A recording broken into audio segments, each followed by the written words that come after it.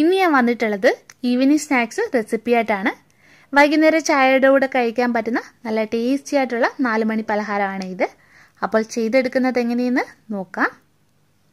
സ്നാക്സിനായിട്ട് ഒരു ബൗളിലേക്ക് സവാള അരിഞ്ഞത് ചേർക്കാം. ഇത് ഒരു സവാള ചെറുതായിട്ട് അരിഞ്ഞതാണ്. പിന്നെ ഒരു ചെറിയ കഷ്ണം ഇഞ്ചി അരിഞ്ഞത്, ഒരു പച്ചമുളക് അരിഞ്ഞത്, പിന്നെ കുറച്ച് കറിവേപ്പില അരിഞ്ഞത്. ഇനി ഇതിലേക്ക് കുറച്ച് ഉപ്പ് നമുക്ക് ചേർത്ത് കൊടുക്കാം. എന്നിട്ടിത് കൈകൊണ്ട് ഒന്ന് തിരുമ്മിയെടുക്കണേ. ഇങ്ങനെ ചെയ്യുമ്പോഴേ ഉള്ളിയുടെയും ഇഞ്ചിയുടെയും പിന്നെ കറിവേപ്പിലയുടെയും ഒക്കെ ഫ്ലേവർ നല്ലോണം ഈ സ്നാക്സിന് കിട്ടും. അപ്പോൾ നിങ്ങൾ ആദ്യം ഇങ്ങനെ ചെയ്യുക. ഇനി ഇതിലേക്ക് വേണ്ടത് ഗോതമ്പ് പൊടിയാണ്. ഞാനിവിടെ 1 കപ്പ് ഗോതമ്പ് പൊടിയാണ് എടുത്തിരിക്കുന്നത്. ഇനി ഇത് ഈ ബൗളിലേക്ക് നമുക്ക് ഇട്ട് കൊടുക്കാം. എന്നിട്ടിത് നല്ലോണം ഒന്ന് കലക്കിയെടുക്കണം.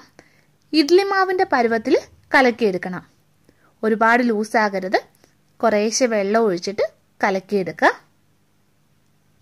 അപ്പോൾ ഇത് കലക്കിയെടുത്തിട്ടുണ്ട്. ഇനി ഇതിലേക്ക് വേണ്ടത് തേങ്ങയാണ്.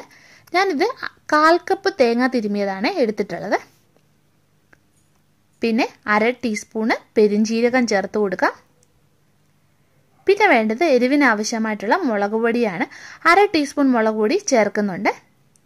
ഇതധികം എരിവില്ലാത്ത മുളക് പൊടിയാണ്. ഇനി ഇതിലേക്ക് ഉപ്പ് നോക്കിയിട്ട് വേണമെങ്കിൽ നിങ്ങൾക്ക് ഉപ്പ് ചേർത്ത് കൊടുക്കാവുന്നതാണ്. ഇനി ഇത് നമുക്ക് വറുത്തെടുക്കാം. ഞാൻ ഉണ്ണിയപ്പച്ചട്ടിയിലാണ് ഇത് വറുത്തെടുക്കുന്നത്. ഇത് എണ്ണയിൽ ഒഴിച്ച് വേണമെങ്കിൽ നിങ്ങൾക്ക് വറുത്തെടുക്കാവുന്നതാണ്. ഉണ്ണിയപ്പച്ചട്ടിയിൽ അപ്പോൾ എണ്ണ ഒഴിച്ച് കൊടുത്തിട്ടുണ്ട്. ഇനി ഈ കുഴികളിലേക്ക് മാവ് ഒഴിച്ചു കൊടുക്കാം. കുറേശ്ശെ ഒഴിച്ചു കൊടുക്കാം. പിന്നെ നിങ്ങൾ ഇതുവരെ ചാനൽ സബ്സ്ക്രൈബ് ചെയ്യാത്തവരുണ്ടെങ്കിൽ ഒന്ന് സബ്സ്ക്രൈബ് ചെയ്തേക്കണേ. ഇനി ഒരു വശം ആകുമ്പോൾ നമുക്കിത് തിരിച്ചിടാം. ഈ സ്നാക്സിന് അധികം എണ്ണയുടെ ആവശ്യമില്ല കേട്ടോ. ഒട്ടും തന്നെ എണ്ണ ഇത് കുടിക്കത്തില്ല.